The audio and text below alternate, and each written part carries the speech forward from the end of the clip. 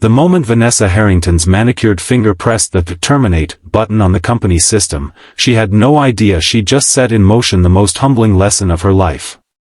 If you've ever wondered whether karma is real, this story might just convince you. Stay with me until the end. I promise it's worth every minute, and do not forget to like this video and subscribe to the channel for the more true stories of life and unexpected twist. Marcus Chen stood frozen in Vanessa's office, the termination notice trembling in his hands. After 5 years of perfect attendance, countless late nights, and sacrificing precious time with his daughter for the company's benefit, he was being discarded like yesterday's trash. "I'm sorry, Marcus. The decision is final," Vanessa said, not looking particularly sorry at all as she straightened papers on her immaculate desk. "The company is restructuring, and your position has been deemed redundant." Marcus swallowed hard, thinking of 8-year-old Sophie waiting at the after-school program. The program he could no longer afford. The medication she needed for her asthma. The rent due in 2 weeks. "Ms. Harrington, I've given everything to this company. I've never once been late, never taken a sick day. My performance reviews have always been exceptional. Is there anything?" "The decision comes from above, Marcus," Vanessa interrupted, glancing at her watch. "HR will email you the details of your severance package. Please clear your desk by the end of the day." As Marcus shuffled out of her office, clutching a cardboard box with 5 years of his life inside it, Vanessa was already on her phone, discussing dinner plans for that evening. What she didn't know was that her father, billionaire industrialist Edward Harrington, had been secretly evaluating his daughter's leadership at the company he'd built from nothing. And he'd been watching this particular termination very, very closely. The weight of failure pressed down on Marcus's shoulders as he rode the elevator to the ground floor. His colleagues averted their eyes as he passed, some from embarrassment, others from fear that his fate might soon be theirs. 5 years of dedication erased in a 15-minute meeting. 5 years of missed bedtime stories and school plays sacrificed for a company that didn't value loyalty. His phone buzzed with a text from Mrs. Patel, Sophie's after-school caretaker. "Sophie finished her art project. She can't wait to show you." Attached was a photo of his daughter beaming proudly beside a colorful painting of what appeared to be the two of them holding hands under a rainbow. Marcus felt his throat tighten. How would he tell her that everything was about to change? Outside, the November wind cut through his thin jacket. He hadn't even had time to grab his proper coat from the break room. The severance package would cover maybe 2 months of expenses if he was extremely careful. 2 months to find a new job in a competitive market where his age, 42, was increasingly becoming a liability. "Mr. Chen?" A security guard approached, looking uncomfortable. "Ms. Harrington asked me to collect your building access card." Of course she had. Marcus handed it over without a word, another small humiliation in a day full of them. "Daddy!" Sophie squealed, running into Marcus's arms as he entered the after-school center. Her smile, missing 2 front teeth, was the only thing keeping him from breaking down completely. "Hey, sunshine," he managed, hugging her tightly. "How was school today?" "Great. I got a gold star in math. Are we going to get ice cream to celebrate like you promised?" Marcus felt his heart sink. "Not today, Sophie Bug. Daddy's had a rough day." Mrs. Patel gave him a concerned look over Sophie's head. "Everything okay, Marcus?" He shook his head slightly, mouthing, "Later," as he helped Sophie gather her things. As they walked home to their modest apartment, Marcus tried to figure out how to tell his daughter that everything was about to change.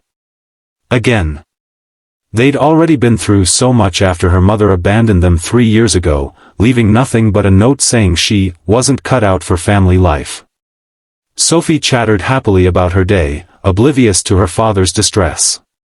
"And then Jamie said girls can't be astronauts, and I told him that's stupid because girls can be anything they want, right, Daddy?" "Absolutely right," Marcus agreed, squeezing her small hand. "You can be anything you set your mind to. If only adult life were that simple." Mr. Chen? A deep voice called from behind them. Marcus turned to see an elderly man in an impeccable suit standing beside a black town car. My name is Edward Harrington. I was hoping I might have a word with you. Marcus instinctively pulled Sophie closer. I'm sorry, Mr. Harrington, but this isn't a good time. The older man's eyes crinkled with understanding. I know exactly what happened today, son. And I'd like to discuss it over dinner. Both of you, he added, smiling warmly at Sophie. My treat, of course. Harrington. Marcus's eyes widened with recognition. As in? Vanessa's father, yes. And the founder of the company that just let you go. Edward's expression turned apologetic. Please.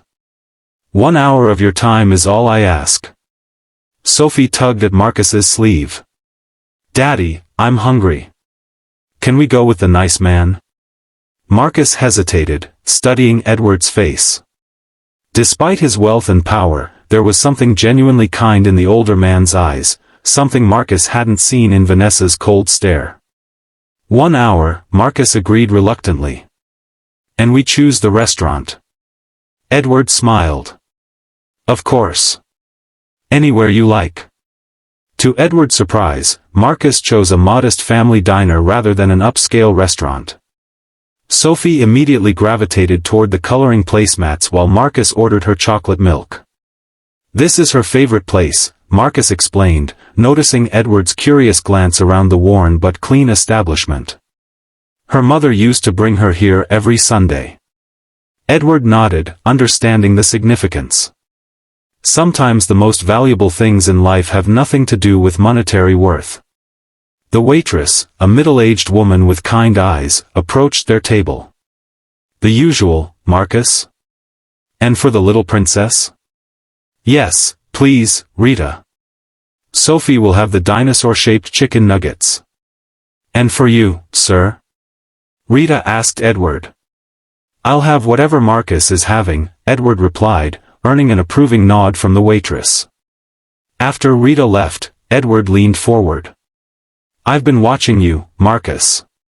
For quite some time. Your work ethic, your dedication, your character. I know about your perfect attendance record.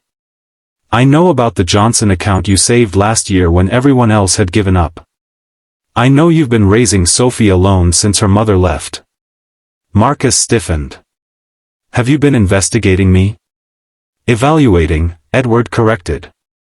I've been evaluating everyone at the company. You see, I'm planning my retirement, and I need to know the business will be in good hands. So you've been spying on your own daughter, Marcus concluded. Edward sighed heavily. Vanessa was given her position because she's my daughter. I wanted to believe she had earned it, but I needed to be sure. A company that employs thousands of people, that provides livelihoods for thousands of families like yours, deserves leadership that understands responsibility. Sophie looked up from her coloring. My daddy is very responsible. He always checks my homework and never forgets to give me my medicine. Edward smiled at her. I believe that completely, Sophie. Your daddy is a very special person. The restaurant door chimed, and Marcus looked up to see Vanessa walking in, looking annoyed. She froze when she spotted her father sitting with Marcus and Sophie. Dad? What is this? She demanded, approaching their table. Edward smiled pleasantly. Vanessa. Perfect timing. Please, join us. Vanessa reluctantly sat down, shooting daggers at Marcus. Why are you having dinner with someone I just fired? That's precisely why we're having dinner, Edward replied calmly. Sophie, would you like to show Rita your beautiful coloring while the grown-ups talk for a minute? After Sophie happily departed to the counter with her artwork, Edward's expression turned serious. Vanessa, do you know why I built Harrington Enterprises from nothing into what it is today? She rolled her eyes slightly. Because you're brilliant at business, Dad. We all know the story. No, Edward said firmly. I succeeded because I understood that a company is only as good as its people. And the way you treat those people determines everything. He turned to Marcus. I apologize for my daughter's decision today. It was made without my knowledge or approval. Dad! Vanessa protested. Let me finish, Edward said. Vanessa, you fired one of our most valuable employees, not because his position was redundant, but because he refused your advances at the company Christmas party last year. Marcus's jaw dropped as Vanessa's face turned crimson. That's not, she began. It is, Edward interrupted. I have the complaints you buried. 3 of them, in fact. And I have the performance metrics showing Marcus's department has the highest productivity in the company. What you did wasn't just morally wrong, it was bad business. Vanessa sat in stunned silence as her father continued. You've been making these kinds of decisions for months now. Promoting people based on flattery rather than merit. Cutting corners on safety to improve quarterly numbers. Ignoring harassment complaints against executives you favor.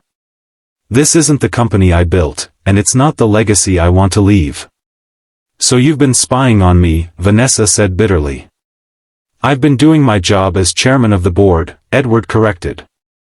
The job I should have been doing all along instead of blindly trusting that my daughter would automatically share my values. Marcus, uncomfortable witnessing this family confrontation, cleared his throat. Mr. Harrington, I appreciate your concern, but this is between you and your daughter. Sophie and I should go. Please, stay, Edward said. What I have to say concerns you directly. He turned back to Vanessa.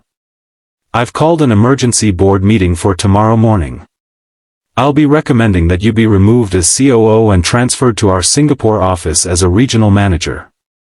Perhaps with time and the right mentorship, you'll learn what real leadership means. Vanessa's face drained of color. You can't do that. I'm your daughter. Which is exactly why I must do it, Edward replied sadly. Because I failed you as a father if you believe that relationship entitles you to hurt others without consequence. Sophie returned to the table, proudly displaying her colorful masterpiece. Look, Daddy. I drew all of us having dinner together. The tension at the table momentarily dissolved as they all admired Sophie's artwork, which showed 4 stick figures around a table piled high with what appeared to be mountains of ice cream. It's beautiful, sunshine, Marcus said, grateful for the interruption. Edward studied the drawing thoughtfully. Sophie, you're quite the artist. May I ask you something? What makes a good boss? Sophie considered this seriously. Someone who's nice and says, please, and thank you, and gives gold stars when you do a good job. Like my teacher, Ms. Wilson. Edward nodded. That's very wise. And what should happen if someone isn't nice to others? They have to sit in the thinking chair and figure out how to do better, Sophie replied confidently. Edward smiled. Out of the mouths of babes. He turned to Marcus. I'd like to offer you a new position. Not your old job back, something better. I need someone with integrity to oversee our operations as Chief Operating Officer. Coup? Marcus whispered, unable to believe what he was hearing. That's my position. Vanessa exclaimed. It was, Edward corrected. The board will make the final decision, of course, but my recommendation carries significant weight. Marcus shook his head in disbelief. Mr. Harrington, I appreciate the offer, but I'm not qualified for that position. I've never managed anything larger than my department. Neither had I when I started the company, Edward replied. Technical skills can be learned. Character cannot. Vanessa stood abruptly. This is ridiculous. You can't replace me with him. He doesn't have an MBA. He doesn't have the connections. He's just a department manager. He's a single father who puts his daughter first while still delivering exceptional results, Edward countered. He's someone who stands up for what's right, even when it costs him. That's exactly the kind of leadership we need. Sophie looked up at Vanessa with innocent curiosity. Are you the lady who made my daddy sad today? Vanessa's anger faltered as she met Sophie's earnest gaze. For perhaps the first time, she seemed to truly see the human impact of her decisions. Yes, she admitted quietly. I did something that wasn't very nice. Then you should say sorry, Sophie said matter-of-factly. That's what Ms. Wilson makes us do. A tense silence fell over the table. Marcus put his arm around Sophie protectively, worried about Vanessa's reaction. To everyone's surprise, Vanessa's expression softened. You're right, she said to Sophie. Then, turning to Marcus, I'm sorry. What I did was wrong. I was embarrassed when you turned me down, and I let that cloud my judgment. The apology wasn't perfect, but it was a start. Marcus nodded his acknowledgement, still processing the surreal turn his day had taken. Edward watched this exchange with interest. Perhaps there's hope for you yet, Vanessa. He turned to Marcus. The offer stands. Take some time to think about it. The company could use someone with your values at the helm. 3 months later, Marcus sat in his new office, a framed photo of Sophie on his desk. He hadn't accepted the COO position immediately. It had taken weeks of careful consideration and discussions with Edward about work-life balance. In the end, they'd created a co-COO arrangement, with Marcus handling operations and a seasoned executive named Janet Wong managing finance and strategy. Under their leadership, employee satisfaction had soared, and so had profits. Marcus had implemented a childcare center in the building and flexible working hours for parents. The toxic executives who'd thrived under Vanessa's leadership had either reformed or been shown the door. Vanessa had actually thrived in Singapore, humbled by the experience and mentored by a compassionate executive who'd taught her the value of empathy in business. Her weekly video calls with her father had evolved from tense to genuinely warm as she embraced the opportunity to rebuild both her career and their relationship. A knock at his office door interrupted Marcus's thoughts. Sophie bounded in, followed by Mrs. Patel, who now ran the company's childcare center. Daddy! Look what I made in art class today. Sophie held up a clay sculpture that vaguely resembled a building. It's the company. See, there's your office at the top. Marcus smiled, taking the sculpture carefully. It's perfect, sunshine. We'll put it right here next to your picture. Mrs. Patel smiled. She's been telling everyone her daddy runs the whole company. Well, half the company, Marcus corrected with a chuckle. His phone buzzed with a text from Edward, board meeting in 10. Bringing Sophie's favorite cookies. Marcus smiled. Edward had become something of a grandfather figure to Sophie, often bringing her little treats and taking genuine interest in her school projects. The older man had found in them the family connection that had been missing in his relationship with Vanessa for too long. As they walked to the boardroom, Sophie's hand in his, Marcus reflected on how completely his life had transformed in just a few months. From the depths of despair to heights he'd never imagined possible. Mr. Chen, Janet greeted them at the boardroom door. And Miss Sophie. Just in time, your grandfather Edward was about to eat all the cookies himself. They're not really related, Janet, Marcus reminded her gently. Family isn't always about blood, Edward called from inside the room. Sometimes it's about who shows up when you need them most. Sophie ran to give Edward a hug before claiming her special chair in the corner of the boardroom, where she often colored quietly during meetings that ran past school hours. As the executives filed in, Marcus caught sight of a familiar face, Vanessa, back from Singapore for quarterly reviews. Their eyes met across the room, and she gave him a small, genuine smile and a respectful nod. Ready to show them the new employee wellness numbers? Janet asked, sliding a report toward him. Marcus nodded, glancing at Sophie happily munching a cookie in her corner. More than ready. Sometimes, life's greatest setbacks lead to our most unexpected opportunities. And sometimes, being fired by the wrong person puts you in the perfect position to be hired by the right one. As the right one. As Marcus began the presentation that would unveil their most successful quarter in company history, he couldn't help but think how close he'd come to missing this chapter of his life. One cruel decision had set in motion a chain of events that ultimately brought healing not just to him and Sophie, but to the Harringtons as well. Edward watched Prow,